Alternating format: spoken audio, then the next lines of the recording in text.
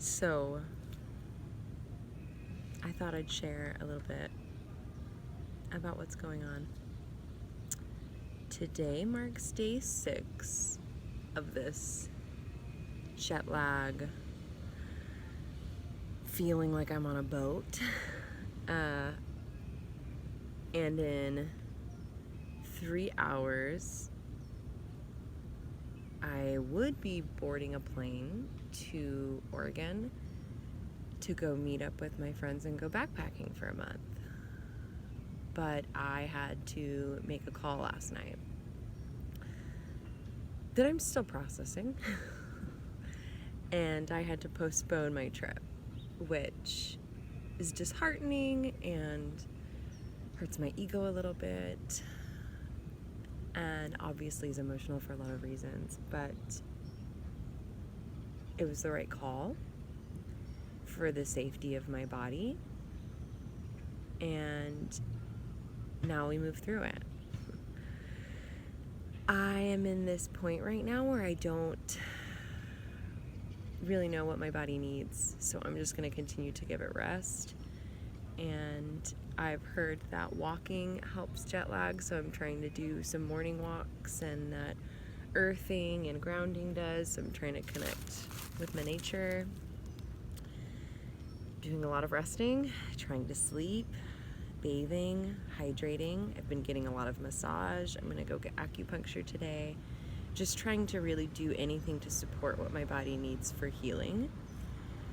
The sensation I'm experiencing mostly is this feeling that I'm pulsating, that I'm on this boat that continuously is like a slow motion rocking. And so I've been living in these seasickness bands and taking jet lag medication and Dramamine. And again, I'm not normally the type of person that takes lots of additional medication other than the steroids needed for Addison's, but in a situation like this where I was really trying to prepare my body for this big adventure, I was just trying to do it all. And unfortunately, that wasn't enough. A lot of times with Addison's, what we need is rest, and that's still just hard to swallow. That's a hard pill to take. I know that, and I know we all know that, but when we're in it and when we're not feeling well, it's a lot harder. So that's the challenge. Spontaneity, while it is not a part of Addison's disease, it is completely all that Addison's disease is, as far as adjusting plans and modifying them. Sure, I may not be as spontaneous as like adventurous as I used to be, of like, let's go camping right now, because I have to prepare for that and rest prior to that. But the spontaneity comes from, let's change my flight, which is not something that I want to do or have ever done or feel good about doing. But side note on that, I talked to the airline because obviously that's a financial thing that I can't afford. And with a doctor's note, you can get depending on the airline. I went with United, and it was a $200 change flight fee. With a doctor's note, I get that waived. So I just have to have my doctor explain Addison's and why. I guess I should explain that. Why did I not get on the plane? Because I had some back and forth ideas. I could have flown to Oregon and waited there a little bit before getting on the trail, seeing how my body feels. So that way I didn't have to change the flight, didn't have to change anything. Or my other option was to change the flight and wait and rest here. My biggest fear, which I don't like that that's the word, but my biggest fear was that I would fly to Oregon with this dizziness, with this jet lag, or almost like vertigo symptoms, get on the plane, and as soon as the plane takes off, it flipped me and the symptoms exacerbate or send me into a crisis. I don't want to be in a crisis on a plane. I don't want to be in a crisis away from home and in a hospital that I'm not familiar with. So those are my fears. That is why I did all the pros and cons and decided it was better to rest and recover here do the extra things that I need here in the comfort of my own home, supported by my partner and by my friends and by my community, versus going somewhere else and hoping that it works out. The old me probably would have done that. And I was really torn about what to do. And even all the way up to last night, like going to bed, I was in tears, just like, did I make the right choice? You know, this is an adventure I've been planning for really like the last 3 years of my life. I've been wanting to through hike the Pacific Crest Trail. Due to my condition, I can't. I was doing small trips with my dad. This is the 1 year where a dear friend of mine was through hiking, and I was going to be able to do a good portion of it with her. And now it's cut, it's shortened, and that is hard. But all the way up until last night, I was still second guessing myself. But I woke up this morning, still on a boat, and knowing, okay, I did the right thing.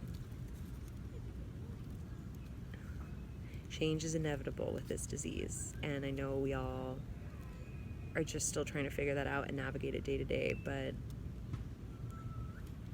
it is so worth listening to your body. It's important to ask your friends and family who know you and love you and have your best interest at heart, which I did, and I asked everyone, and that was the hard part, is getting different answers and not knowing what to do. But at the end of the day, we are our own advocate.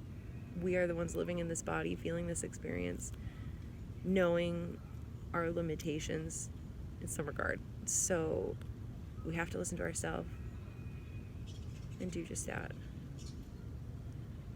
So that's what I did. My emotions are still kind of all over the place, mostly because I feel like I disappointed myself. I feel like I disappointed my chronic illness community because I really wanted to have it all. Don't we all? I really wanted to go out there and go out into the woods for a long period of time and be like, look at me, I can do it, you can do it, let's do this, we can follow our dreams, we don't have to have these limitations on our body. I really wanted to share that experience and be a voice for the adventurers with chronic illness who still want to make it happen. And I feel like now that this trip it's postponed, by the way. My plan is now to fly out the 15th and meet up with my friend for about 2 weeks of hiking versus a month, which I'll take it. But yeah, brain fog has set in now. That's what's happening. I guess I can still go out and adventure and be a voice and an advocate for people with Addison's and chronic illness, but it just changed the way I'm going to go about doing that. But once again, change is par for the course with this. So until then, I'm just resting and healing and recovering. Please share how you combat this. This is day 6 now of jet lag, and I've heard that it can go 2 weeks, so I'm just honoring it and resting, grounding, connecting, and that's what I'll be doing. Hopefully in 11 days this will be gone, and I'll be on a plane, and I'll be in the woods, and then I will be able to climb those mountains and show people with Addison's and chronic illness that we can still do it. It's just gonna look hella different. Yeah, I'm manifesting that. Everything happens for a reason. Trusting the universe, trusting my body, and hoping that I get off this damn boat soon. Yeah. Okay. Thank you all for being here. Thank you for sharing your story and your guidance, and light and love and all the spoons to you, and just take care of your body, listen to your body, trust the rest, trust the change, and together we'll do surprising things as long as we honor what we need. Okay, I love you all.